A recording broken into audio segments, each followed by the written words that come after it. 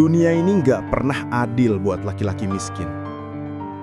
Lo bisa kerja siang malam, banting tulang sampai punggung bungkuk, tapi dunia nggak peduli.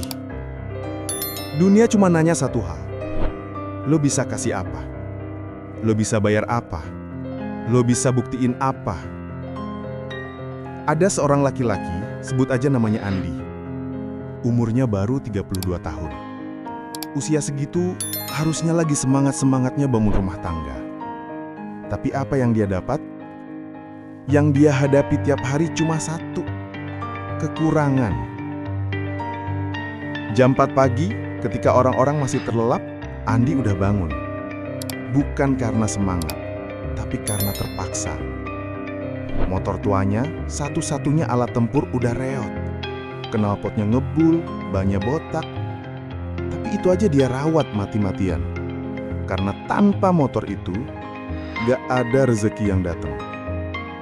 Siang hari, Andi kerja jadi buruh harian. Ngangkat karung beras, mindahin barang di pasar. Upahnya cuma cukup buat beli makan sehari. Malamnya, dia jadi ojek online. Panas, hujan, gak ada libur. Badannya udah remuk, tapi dompetnya tetap tipis. Dan setiap kali dia pulang, bukan ucapan terima kasih yang dia dapat, tapi tumpukan tagihan. Listrik nunggak, kontrakan nagih, anaknya butuh uang sekolah. Istrinya nggak salah, dia juga pusing. Tapi tekanan itu kayak bom waktu yang tiap hari siap meledak. Sampai akhirnya, Andi terpaksa pinjam ke pinjol. Awalnya cuma 1 juta. Nanti gampang lah nyicil, pikirnya. Tapi lo tahu gimana kelanjutannya. Bunga mencekik, denda jalan terus, utang makin numpuk. HP-nya nggak pernah berhenti bunyi. Nomor asing masuk, SMS teror, bahkan WA ke keluarganya. Bayangin, keluarganya dipermalukan, padahal mereka nggak salah apa-apa. Pernah satu malam, Andi duduk di teras rumah kontrakan. Hujan turun deras. Dia nyalain rokok murahan, tangannya gemeteran. Istrinya di dalam nangis, anaknya tidur kelelahan. Dan dia cuma bisa menunduk, nahan air mata. Dia bilang pelan, "Kenapa hidup segini beratnya Tuhan? Apa salah gue?" Tapi jawabannya nggak pernah datang. Besoknya dia tetap bangun, tetap nyalain motor tua, tetap berangkat kerja. Karena dia nggak punya pilihan lain.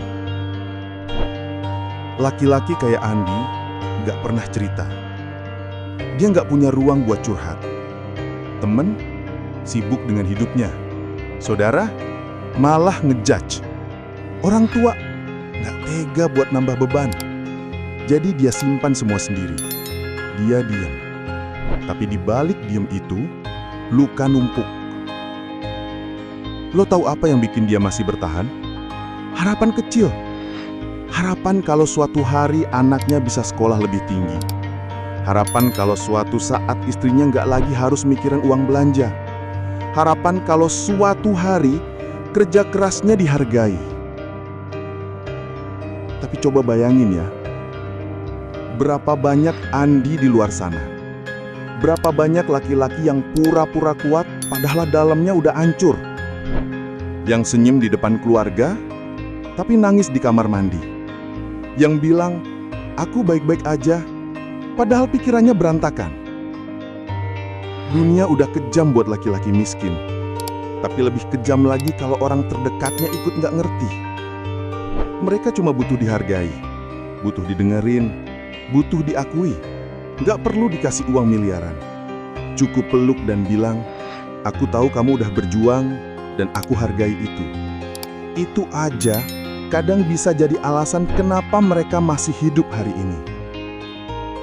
Jadi sekarang, gue tanya ke lo yang lagi nonton. Lo mau jadi apa? Mau jadi beban yang bikin dia makin jatuh?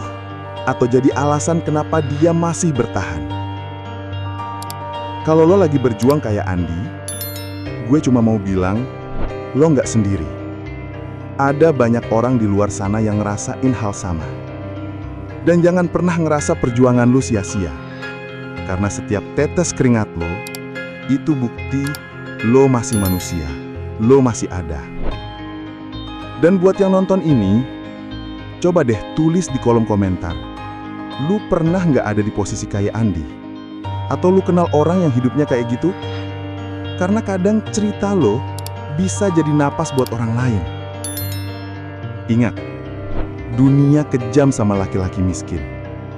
Tapi kita bisa bikin dunia ini sedikit lebih manusiawi kalau kita saling ngerti, saling dukung, saling kuat. Jangan tunggu sampai dia jatuh, baru lu sadar kalau dia selama ini berjuang sendirian.